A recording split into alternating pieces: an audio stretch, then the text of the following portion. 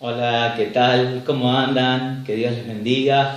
Bueno, estamos de nuevo en un nuevo tiempo de la palabra de Dios, compartiendo. Y bueno, últimamente estuvimos compartiendo sobre el libro de Juan. Y bueno, vamos a seguir compartiendo sobre el libro de Juan. Muy hermoso, muy lindo, es precioso el libro de Juan y los evangelios, ¿no? Nos relatan la vida, la obra y todo lo que Jesús hizo, ¿no? En esta tierra. Así que es tremenda las cosas que va haciendo él en su ministerio y bueno, y uno lo va viendo y puede llegar, ¿no? Estábamos viendo en el capítulo 4, ¿no? Cuando sana a ese hijo del oficial que le da la palabra y que al mismo tiempo en que Jesús da la palabra, estas personas o este hijo que estaba enfermo, Dios lo sana, ¿no? Y bueno, llegamos al capítulo 5 y vamos a ir hasta el versículo 16. Después seguiremos seguramente porque viene como una respuesta de Jesús en cuanto a lo que Él hizo, ¿no? Porque en el capítulo 5 vemos el estanque de Betesda, ¿no? Y el estanque de Betesda en el sentido de que cuenta todo lo que pasaba en ese lugar, y Betesda significa casa de gracia o de misericordia, ¿no? Y es tremendo esto, porque ahora vamos a ver cómo Dios obra en este momento en cuanto a este estanque, ¿no? Y dice así el versículo 1: después de estas cosas era un día de fiesta para los judíos, ¿sí? Saben si eran la Pascua, el Purín, el Pentecostés. Había una de las tres fiestas más importantes, ¿sí? Había una fiesta de los judíos y Jesús subió a Jerusalén. O sea que él también fue a esa parte de esas fiestas, ¿no? Que eran las tres más importantes que tenía el pueblo, ¿sí? Y bueno, cuenta como que después de lo del oficial, después de un tiempo, era un día de fiestas, ¿no? Y por lo tanto, bueno, era un día sagrado, un día consagrado. Y dice, hay en Jerusalén, a la puerta de las ovejas de un estanque, ¿sí? que en hebreo es llamado Betesda, la cual tiene 5 portales, ¿sí? Entonces esto es lo que decíamos, ¿no? Casa de misericordia, casa de gracia, había un estanque. Algunos hablan de que había 2 estanques que tenían 4 pórticos y uno en el medio que comunicaba ambos, ¿no? Y esto se pudo comprobar porque hicieron excavaciones y encontraron, ¿sí? Estos estanques. Así que es algo verídico, es algo que sucedía. Es más, después dice que el templo fue destruido y que todo fue destruido por los romanos. Esos estanques seguían estando, ¿no? Así que tremendo, ¿no? Acá cuenta Juan como si aún sucediera, pero la verdad es que después que los romanos lo siguieron usando y lo siguieron teniendo, ¿sí?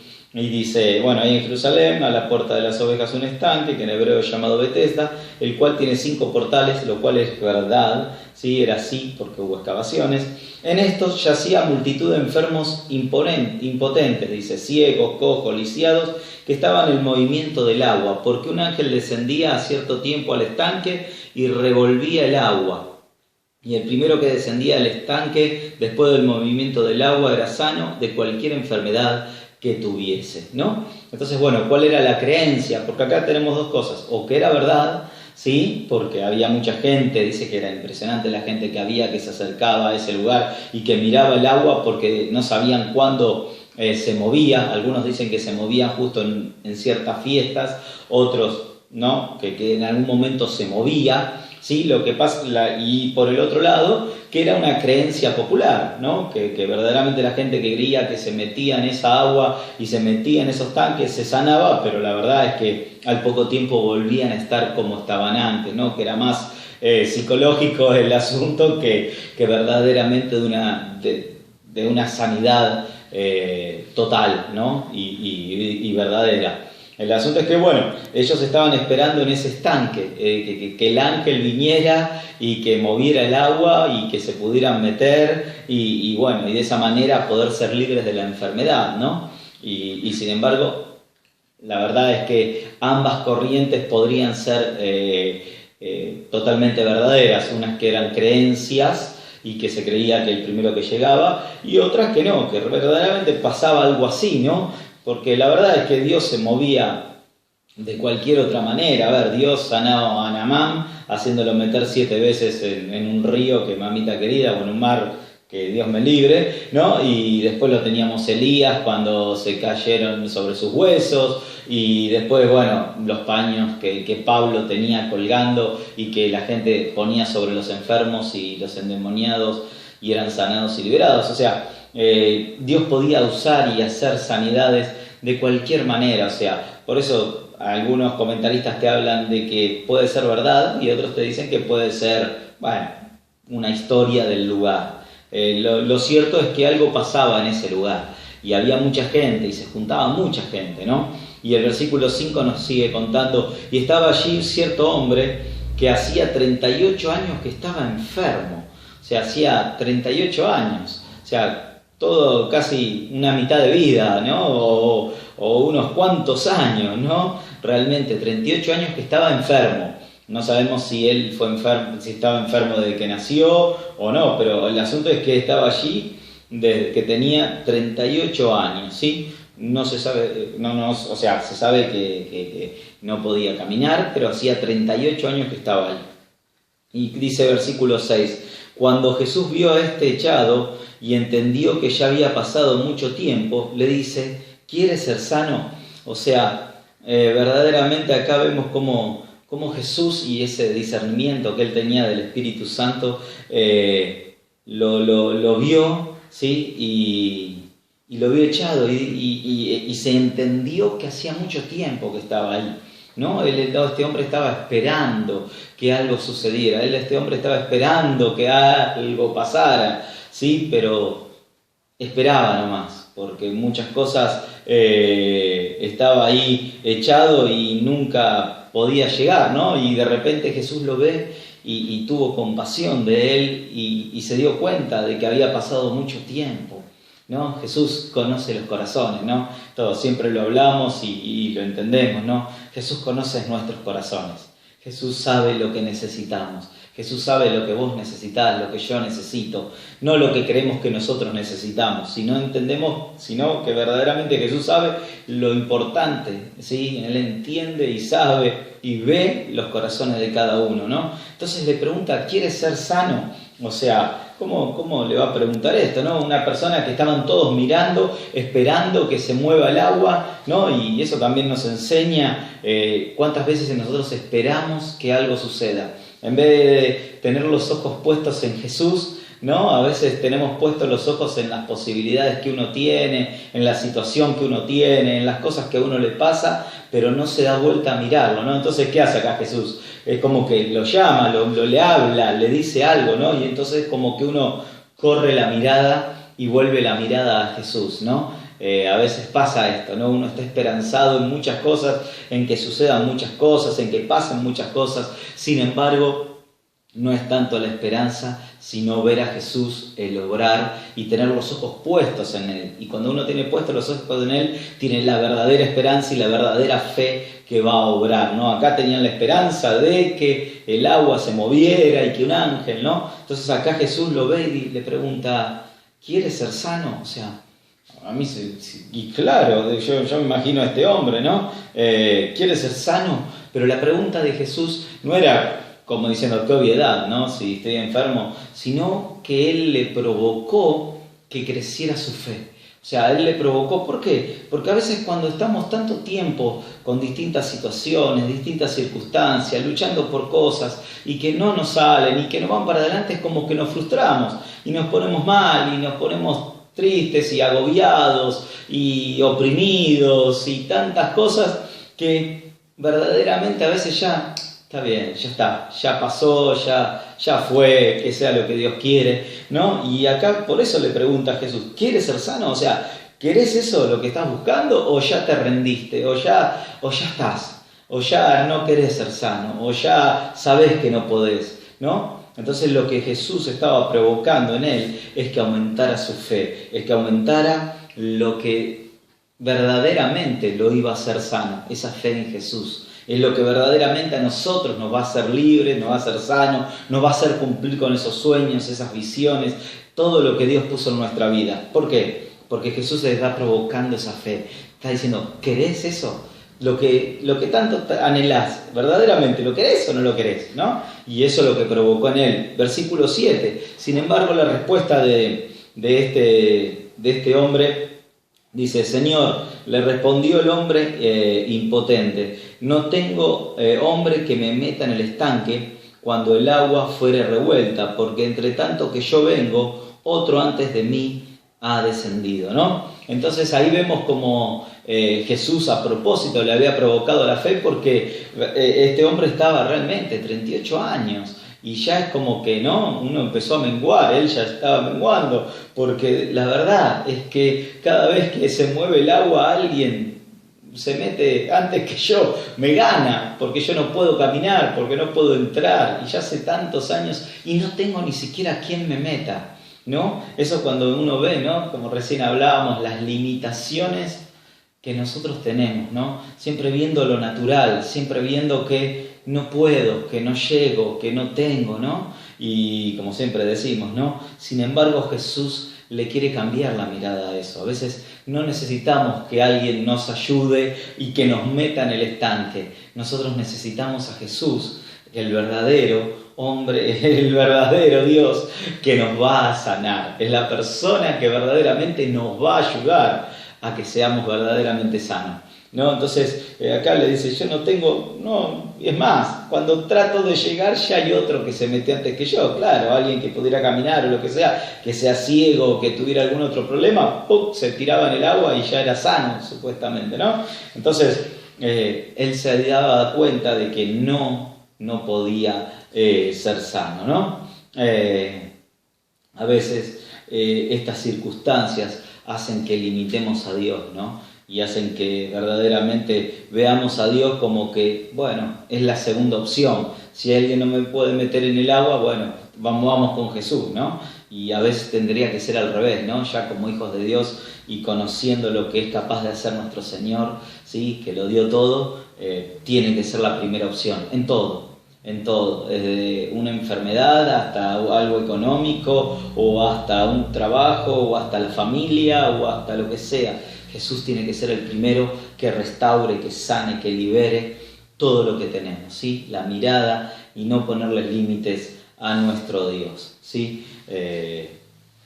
Aparte, Dios podía hacer todo lo que Él pudiera hacer, el Señor era grande. Entonces dice versículo 8, le dice Jesús: levántate, toma tu lecho y anda. ¿Qué le dijo Jesús? Me impacta porque, ¿se acuerdan del oficial del rey? También, tu hijo está sano, ve. Acá le dice Jesús: levántate, toma tu lecho y anda. Imagino esa situación, ¿no? El hombre ya prestando atención a Jesús y mirándolo a los ojos y diciéndole: vamos, toma tu lecho, levántate, toma tu lecho y anda. O sea, clavándole los ojos, diciéndole, hablándole, y yo imagino que Jesús impartía esa fe, Jesús impartía ese poder que salía de él, y el hombre no hizo más que, y le dice Jesús: levántate, toma tu lecho y anda. Y luego aquel hombre fue sano y tomó su lecho y se iba. Y era sábado aquel día, ¿no? Bueno, lo remarca acá, pero ese hombre hizo lo que Jesús le dijo, ¿no? Y qué tremendo esto, ¿no? De poder mirar a Jesús y poder llevar a la gente a que mire a Jesús para que Jesús las levante, para que Jesús, ¿sí? Nosotros somos discípulos, somos hijos, somos herederos, somos embajadores, somos hijos del Rey. Entonces tenemos que llevar a la gente a que mire a Jesús. Y cuando Jesús las mira, su fe aumenta y ven verdaderamente sanidad. Acá le dijo: toma tu lecho, y lo tomó, se levantó y se fue. Realmente un milagro extraordinario. Jesús es ilimitado. Eso es lo que tenemos nosotros como hijos de Dios. El poder de Dios sobre nuestras vidas como su hijo es ilimitado. El poder de Dios sobre obrar sobre nuestros corazones es ilimitado. Y sobre aquellos que no conocen también es ilimitado. Dios reina sobre unos y sobre otros. Jesús reina. Algunos lo saben y otros no. Nosotros que sabemos quién es Dios, debemos ir a Él. Debemos buscarlo a Él. Debemos llegar a Él, ¿no? Realmente Dios a este hombre le dio 2 palabras, que creyera en la palabra y derribó todo lo otro porque no necesitaba a nadie que lo metiera, solamente la fe y el creer en Jesús, ¿no? Y aparte dice acá, y era sábado, o sea, era el sabbat, o sea, no podían hacer nada. Entonces los judíos decían a aquel que había sido sanado, ¿sí? O sea, cuando habla de los judíos habla de los más religiosos, habla de esa cúpula o ese grupo de judíos que observaban la ley, ¿sí? Como me gusta decirle a mí, los policías de la ley, ¿no? Estaban ahí para hacerlos cumplir, no como policía, como algo malo, sino como diciéndole que estaban ahí para hacerles cumplir ahí la ley a rajatabla y como sea, ¿no? Entonces, verdaderamente estaban ahí para que cumplieran la ley, ¿no? Como religiosos, a eso iba, ¿no? A eso voy. Entonces, bueno, el asunto era que aquel día, bueno, y era sábado aquel día, entonces los judíos decían que ¿quién había sido, no? Porque sábado no te es lícito llevar tu lecho. O sea, este hombre tuvo 38 años lisiado, no podía hacer nada, ¿sí? O sea, es más, era un trabajo tremendo, porque si alguno lo tenía que llevar y traer, era como un trabajo, o sea, hacía mucho más trabajo que solamente llevar su lecho. Los judíos, en vez de ver esta gente, los religiosos, en vez de ver el milagro que Jesús había hecho, estaban mirando, ¿no? Las leyes que había roto, ¿no? ¿Cómo podía este hombre llevar el lecho y por qué Jesús le había dicho que tomara su lecho y se vaya? Y no viendo el poder y el milagro de Dios, ¿no? Ellos habían puesto leyes impresionantes porque era el sabbat y no podían. Es más, leí algunos comentarios de algunas cosas que me volvían loco, noté algunas. No podían poner ni siquiera una aguja en su ropa porque eso era trabajar. No sabían si poner, no sé, en estos tiempos, ¿no? En la dentadura, porque, no sé, si tenías una pierna ortopédica, tenían que ver si era trabajo o no. O leí también en un comentario donde en 1992 se les prendió fuego la casa a unos judíos ortodoxos y decían que... y lo llamaron, ¿no? Al rabí y le preguntaron si podían usar el teléfono, ¿no? Y el rabí tardó como 20 minutos para ver si llamaban o no llamaban, porque el hecho era que la electricidad es parte del trabajo y bueno, y que esto y que aquello. Tardó como 20 minutos, media hora en poder hacer esto. Tanto fue así que no solo se quemó su casa, sino que quemaron las dos casas al lado, hasta que ahí el rabí le dijo sí, pueden llamar o pueden hacer, ¿no? Realmente es impresionante, ¿no? Y otras que a mí no lo leí, pero no me consta, como ir al baño o alguna otra cosa más, ¿no? Qué bárbaro, cómo de los 10 mandamientos sacaron miles de leyes para tratar de que las personas no pudieran hacer en el sábado, ¿no? No podían hacer nada. Versículo 11, y ya nos quedan unos 5 o 6 versículos. Les respondió, el que me sanó, él mismo me dijo, toma tu lecho y anda. Y le preguntaron entonces, ¿quién es el que te dijo, toma tu lecho y anda? Y el que había sido sanado no sabía quién era. Claro, porque dice que Jesús sanó, lo liberó, lo sanó, y cuando quiso darse vuelta a ver quién era, Jesús se fue. ¿Sí? Se fue porque, bueno, obviamente, él ya sabía que los judíos ortodoxos, estos religiosos, los iban a venir a buscar y iban a venir a agarrar, ¿no? Entonces Jesús se fue. No quiso tener esa clase de problema. Y le preguntaron, ¿quién es el que te dijo, toma tu lecho y anda? Y el que había sido sanado no sabía quién fue, porque Jesús se había apartado de la gente que estaba en aquel lugar, ¿no?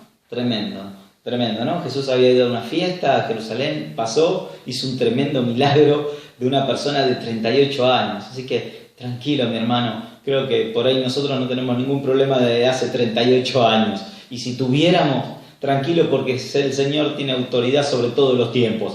Es el Señor de los tiempos. Él maneja los tiempos. Él maneja todo. Así que quédate tranquilo, porque aunque estés hace 38 años luchando y peleando por alguna situación o alguna circunstancia, Jesús tiene poder para transformarla y cambiarla, ¿no? Después dice, porque Jesús había perdido entre la gente. Y el versículo 14, 15 y 16 es muy fuerte lo que dice acá, ¿no? Y vamos a aclararlo un poquito. Después le halló Jesús en el templo y le dijo: he aquí, has sido sanado, no peques más para que no venga alguna cosa peor. ¡Wow! Acá Jesús se lo encuentra al ex cojo, al ex que estaba ahí en el estanque, y le dice: mira, no peques más para que no venga algo peor, ¿no? Y acá está demostrando que hay enfermedades y hay situaciones en las cuales el pecado, ¿no? Sí, acá el haber pecado le trajo una enfermedad. Y ahí Dios lo que estaba haciendo es terminar de cerrar el círculo, ¿no? Ya lo había sanado para siempre naturalmente, ¿sí? Pero también lo estaba sanando espiritualmente, estaba limpiando y perdonando su corazón, Jesús. Entonces es tremendo esto, porque Jesús lo halló en el templo y le dijo: he aquí, has sido sanado, no peques más para que no venga ninguna cosa peor. O sea, es muy fuerte. Hay pecados que producen enfermedades. Directamente, ¿no? Como dice acá, el resultado es eso. Obviamente que toda enfermedad a veces no viene de Dios, ¿no? Pero acá específicamente le está diciendo que no peque más, que la consecuencia de su pecado fue esa enfermedad. Algo muy fuerte, ¿no? Para tenerlo en cuenta. Y él se fue y dio aviso a los judíos que Jesús era el que lo había sanado, y por esta causa los judíos perseguían a Jesús y procuraban matarle porque hacía estas cosas en el día sábado, ¿no? La persona esta lo fue a buscar a Jesús porque verdaderamente ya sabía que le fue a avisar porque lo iban a matar, porque este judío podía ser expulsado o apedreado por haber hecho algo en sábado. Así que, mi hermano, tremendo lo que hemos leído, así que el Señor te bendiga, tengamos esto en cuenta y veamos que Dios tiene poder para hacer todas las cosas nuevas. Nos vemos en la próxima.